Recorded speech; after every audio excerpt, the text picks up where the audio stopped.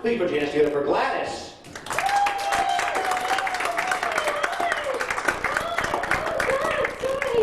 Looking horny young guys. Hi, how are you? So I'm Gladys, yes, I'm Paul's long-lost lover. Anybody here to see Paul? Actually, this is great. I wasn't going to come here tonight because I was hoping the show was canceled, you know? I hope it's not on because I'm sick. I have allergies, like, you know, I can't, you ever have allergies? Like, you know, do you have allergies? What's your name? Greg. Greg. I can't breathe. It's so miserable before I came in here. I didn't know what to take, so I lined up everything on my counter. I thought, okay, I'll take it all. So I took Sudafed, Actifed, Ecstasy. I'm thinking ecstasy. I still can't breathe, but who cares? It's really great. So, you know, there are pills, you know, I keep thinking, you know, years ago when I was a little kid, it was just like one aspirin, you know, Bufferin. It was like simple, right? Now you go into like Duane Reade and you just want to get an aspirin and you know, there's so many pills, right? So you don't know what to buy, right? So it was like before I came here, I dropped off next door is a little Korean market. So there was this guy, this is a true story, I had the best laugh, Greg, okay? This cute old guy, like 80 years old, and he's like standing there like this, and he's holding 4 dozen long stem yellow roses like this, beaming. Woo! So I go, wow, special occasion? He said, yeah, Viagra. So I go, really? He said, yeah. He says, I take it with Prozac. If it doesn't work, I don't care. Yeah, that's sweet. So Viagra, the whole world talks about Viagra, this exciting new pill, right? And Viagra has a spokesman.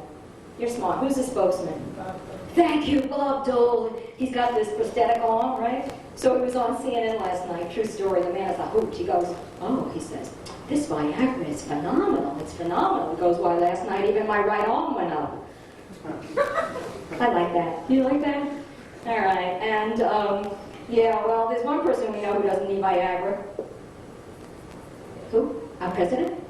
Bill Clinton. He doesn't need Viagra. He needs a good shrink. My shrink, right? He's got this problem. The whole world knows his problem. What's his problem? The problem is the man has a sexual addiction. Right? Right? He's addicted to sex. Okay? That's why Monica was so good for him, because she's got an eating disorder. I love that. Is that good? I think that's a good joke, you know? You got to appreciate it. Monica Lewinsky, anybody see the Barbara Walters thing the other night? Did you see that? Monica Lewinsky, one of 1999's 10 most fascinating women, right? It's disgusting. What's so fast? She gave the president a blowjob, right? This is what makes it disgusting, right? So, we don't want to talk about her. She's boring. Talk about me. I'm really exciting. I'm Gladys. That's it. Gladys. I have my own comedy room called Gladys's. 10 years I've had this room. I'm nowhere. I don't go anywhere because I'm really lazy. I can barely get out of bed. You know? 10 years. People come up to me, like in my comedy room. The other night, this guy comes up to me and says, Gladys, he says, I know you 10 years. People know you 10 years. No one knows your last name. Good. I'm like Madonna.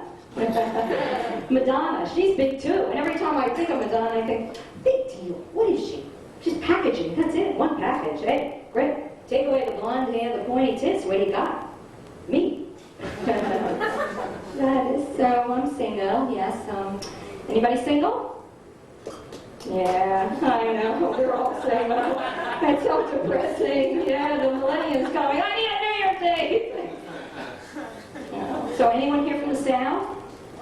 Any Southerners? Oh, great. Where are you South? New Orleans. I love. I'm from the South too. Yeah, the South Bronx. I grew up in the Bronx on a street called Howe Avenue. All Latino. Just all Latinos, those Latin and a half, really. They love me, and I love them. Yeah, they love my measurements. 32, 22, 59. Yeah, they knew me as Que Culo Grande. So now I live in New York, you know. So I got out of the Bronx, because everybody wants to get out of the Bronx. I got into show business. See, this is show business. I've been in show business my whole life, behind the scenes. I've done everybody. I mean, everybody. No, I've been an agent. I've done it all. I'm like a good person to know. Good person for Paul to know. Yeah. I've been an agent, a manager, a writer, and a producer.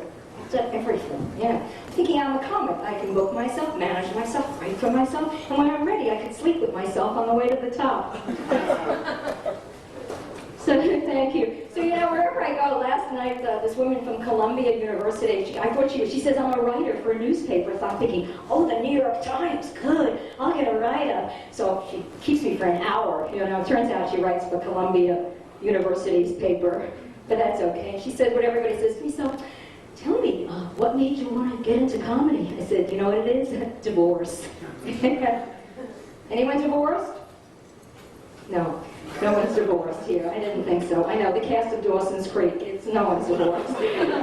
Divorce? Yeah, I went for a nasty divorce. It was really bad. See, I put my husband through law school. I'm like a good person. You know, I helped him in his business. And then before we got married, he had the nerve, the balls, to make me sign a prenuptial agreement. And I did it. It was a mistake. I thought, family thought ahead, I would have written it on his penis. It would have never stood up in court. Bad, huh? Bad. Oh, God. But anyway, the depressing part about it is, like, how old are you, Mr. New Orleans? 24, I say. See, I got married when I was 37, and I was still a virgin. And I was. I wouldn't lie. God would strike me down and make me short. Can't tell I'm short up here, right? I love it.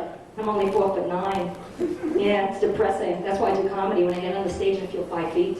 And it never fails. This might be closing. After the show, some guy like you, he's cute. Hi, how are you? Hi. Some guy will always come up to me and go, you know, you really are short.